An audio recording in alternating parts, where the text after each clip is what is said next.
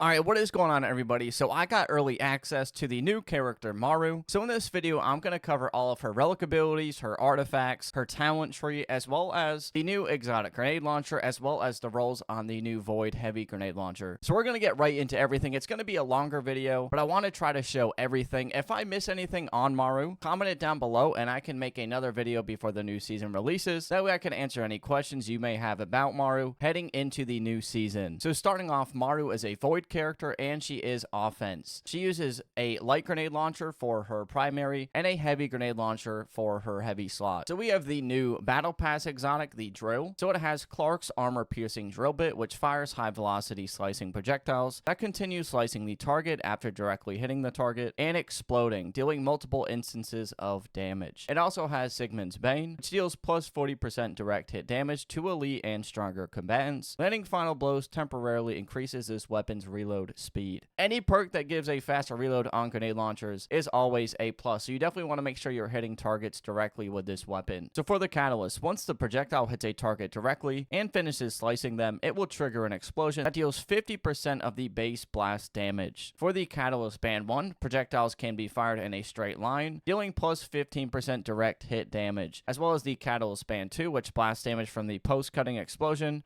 is increased to 100% of the base blast damage. The catalyst bands are definitely worth upgrading, and this weapon is a lot of fun to use. And we also have the new void heavy grenade launcher. So really quickly, I'm going to show the perks that are on this weapon. So in the perk 1 slot, we have conjugation, solidarity, as well as auto-loading holster. For perk 2, we have eager aspirant, as well as reincarnation and polyploidy. So I personally would probably go conjugation, auto-loading holster for the first slot, and then polyploidy for the perk 2 slot. So just to shoot the new exotic Geo real quick, it's pretty strong.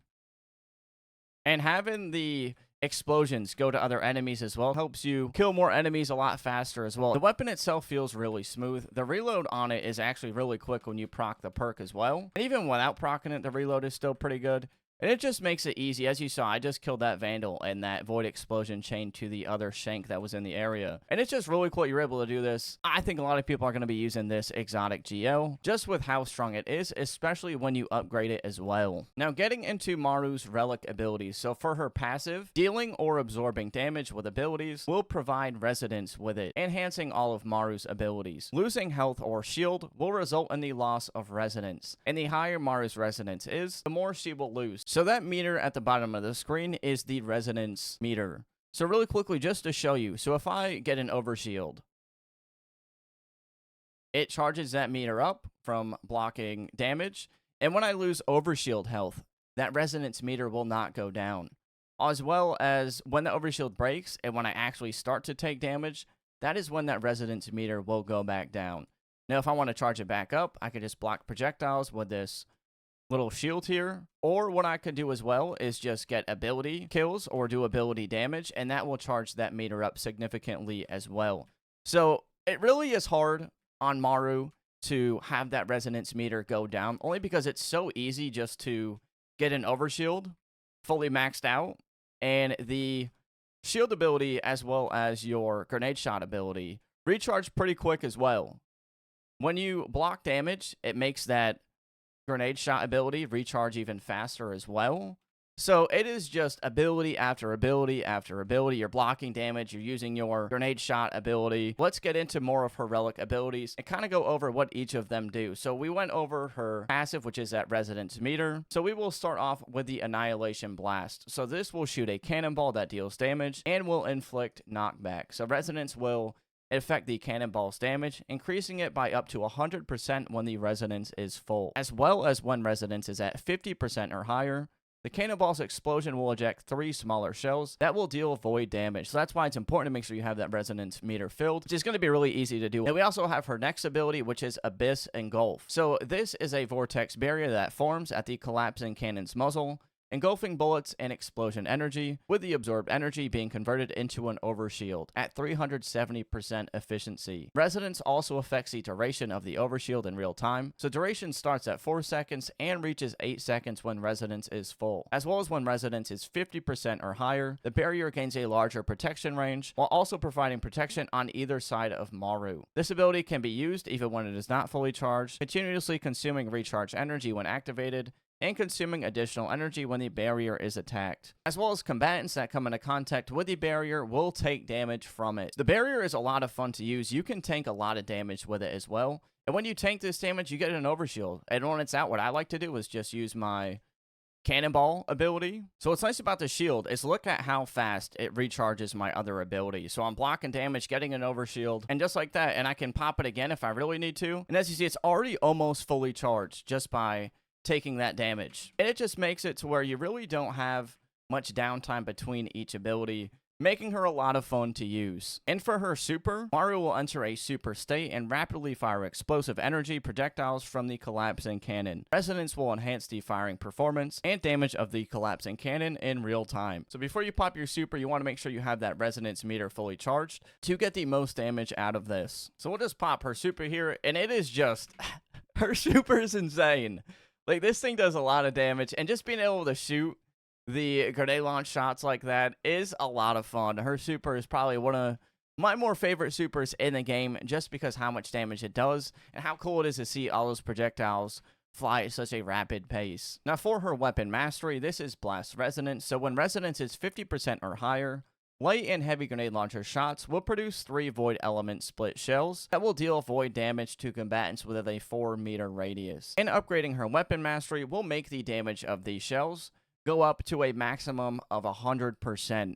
So that is a nice damage bonus to have just by having these shells when that resonance meter is only 50% or higher, which, like I said, you're pretty much going to have that at 50% or higher all the time anyway. For her relic traits, we have energy reserves, which the barrier generated by Abyss Engulf will recharge Annihilation Blast when it absorbs damage. So I was showing that earlier, how you take damage with the shield and you get your Annihilation Blast ability charged even faster. We have Harmonic Transition, which using Abyss Engulf doesn't interrupt reloading. Reloading is still possible while the barrier is active. So you're not able to shoot when the barrier is active, but what you can do is you're able to reload your gun. So it just reloads for me while this barrier is active. When I go to shoot, that barrier goes away, but my weapon is able to be reloaded. So maybe if I'm in a tough spot and I shoot an enemy and I pop my shield, to survive, I'll have that weapon reloaded. Almost a nice, easy way, even like for a heavy, for example, right? 5 shots, I just block, and it's already reloaded. So kind of like built-in auto-loading holster. So you don't even really need auto-loading holster on this heavy weapon, because you kind of get it intrinsically through her shield ability, which is nice. And it doesn't take all that long for that reload to happen either. You don't have to take any damage for it to load as well. As long as you just have that shield active, your weapon will be reloaded already for you. And you might as well do it, because you can't shoot when you have this barrier popped anyway.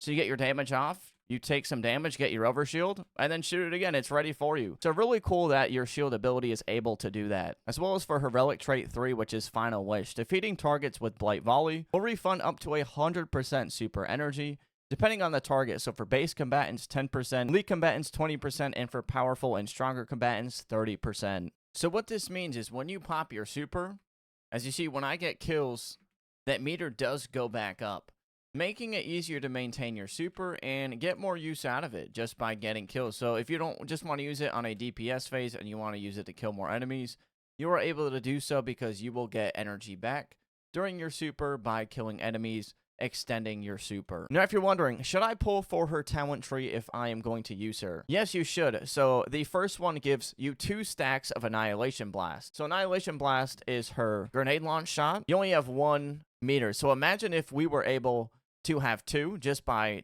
tanking damage.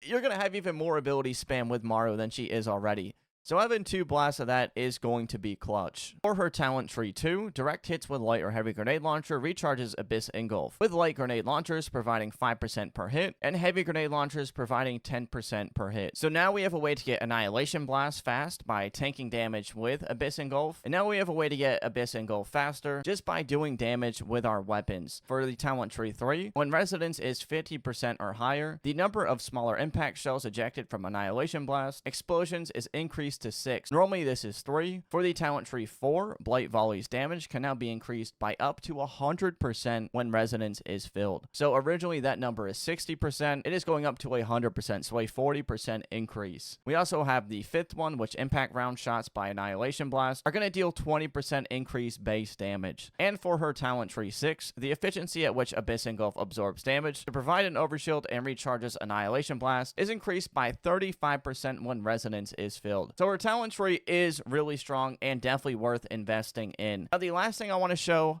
for her are the new artifacts that go with her. Now, the descriptions of these are a little scuffed because this is the early access, so it might not show all the numbers, but it does kind of explain what they do, and they seem really strong. So we have Undaunted Radiant variant for the first slot. So taking Overshield simultaneously grants 22.4% damage resistant effects, lasting 1 second. Repeated acquisition can stack duration up to 10 seconds. So a huge damage resistant effect for having that Overshield. We also have Siphon Radiant variant, so when possessing an Overshield, dealing area damage to targets will grant an equivalent 26.4% original impact as an Overshield. We also have Safeguard Radiant variant, which gaining an Overshield will grant a certain damage bonus for 6 seconds. We don't know what this damage bonus is yet because it doesn't show here. And for the 4th one, we have Belligerent Radiant variant, which gaining an Overshield would grant you another damage bonus for 6 seconds. You get a huge damage bonus just from these 2 artifacts, just for gaining an Overshield. So these artifacts are going to be really strong on Maru. And if you want to use her as a companion for maybe a character like Ikora Rei,